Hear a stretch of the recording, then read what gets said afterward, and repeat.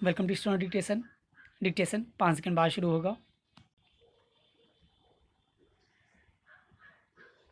Ready start. पूर्णबंदी के वक्त प्रवासी मजदूरों का जत्थों में पैदल ही अपने गांवों की तरफ लौटना एक कारुणिक दृश्य था।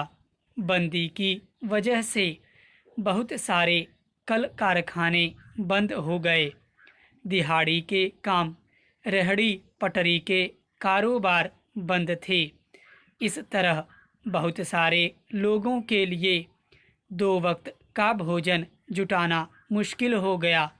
कोरोना संक्रमण पर कब तक काबू पाया जा सकेगा? कब तक फिर काम धंधे पुराने ढर्रे पर लौट पाएंगे? कुछ निश्चित नहीं था। इसलिए लाखों लोगों ने अपने गांवों का रुख कर लिया था। वे फिर उसी मुफलिसी और बदहाली के आलम में लौटने को मजबूर हुए, जिससे भागकर वे कुछ बेहतरी की उम्मीद लिए शहरों की तरफ पलायन कर गए थे। तब तमाम संगठनों और राजनीतिक दलों ने सरकार से गुजारिश की थी कि इन श्रमिकों को जिंदगी बसर करने के लिए कुछ आर्थिक मदद मुहैया कराई जानी चाहिए। तब केंद्र और राज्य सरकारों ने सीधे प्रवासी मजदूरों के खाते में पैसे डालने का वादा किया था। इसके अलावा मनरेगा जैसे कार्यक्रमों के जरिए स्थानीय स्तर पर उनके लिए काम उपलब्ध कराने की भी योजना बनी थी। मगर फिलहाल स्थिति यह है कि अपने गांव लौटे इन श्रमिकों के लिए अपने परिवार का पेट पालना मुश्किल हो रहा है।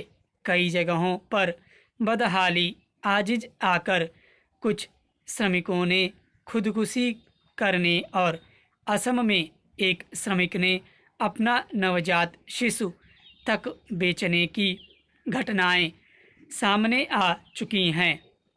संयुक्त राष्ट्र परिषद का आकलन है कि आने वाले दिनों में अभी गरीबी और बढ़ेगी। मगर इसके बरक्स हमारी सरकार की स्थिति यह है कि जब संसद में घर वापस लौटते हुए मारे गए और घायल मजदूरों के बारे में पूछा गया तो जवाब मिला कि उनसे संबंधित कोई आंकड़ा सरकार के पास नहीं है।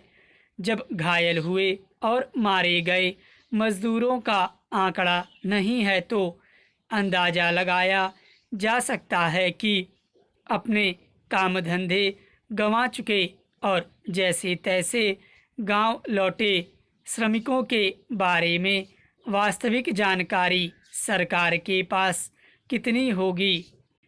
वहीं एक संसदीय समिति ने सिफारिश की है कि प्रवासी श्रमिकों के लिए एक विशेष कोष बनाया जाना चाहिए। मगर पहले तो सरकार के पास आंकड़ा होना चाहिए कि वास्तव में प्रवासी मजदूर कितने हैं, कितनों ने अपने काम धंधे गंवाए हैं और उनमें से कितने बंदी खुलने के बाद फिर से गुजारे लायक कुछ कर पाने की स्थिति में लौट आए हैं।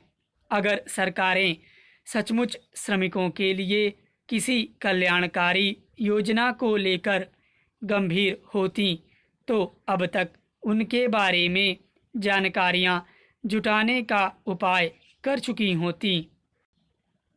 प्रवासी मजदूरों के बारे में जानकारी जुटाना कोई कठिन काम नहीं माना जा सकता। आजकल हर काम ऑनलाइन होने लगा है। सरकारें उसके जरिए यह आंकड़ा जुटा सकती हैं। उसकी प्रामाणिक जांचने के लिए ग्राम पंचायतों और स्थानीय निकायों की मदद ली जा सकती है। कारखाना मालिकों, व्यवसायियों से विवरण मांगे जा सकते हैं कि पहले उनके यहाँ कितने लोग काम करते थे और अब कितने करते हैं। संगठित क्षेत्र में काम कर रहे श्रमिकों के बारे में जानकारी जुटाना आसान है, मगर जब वह काम सरकारी स्तर पर नहीं हो पा रहा तो असंगठित क्षेत्र के श्रमिकों के बारे में आंकड़ा इकट्ठा करने में कितनी गंभीरता दिखाई जाएगी कहना मुश्किल है, क्योंकि यह क्षेत्र सदा से उपेक्षित रहा है। मगर सरकारें श्रमिकों के प्रति अपनी जवाबदेही और जिम्मेदारी से मुंह नहीं मोड़ सकती। उन्हें उनकी सुध लेनी ही चाहिए। स्टॉप।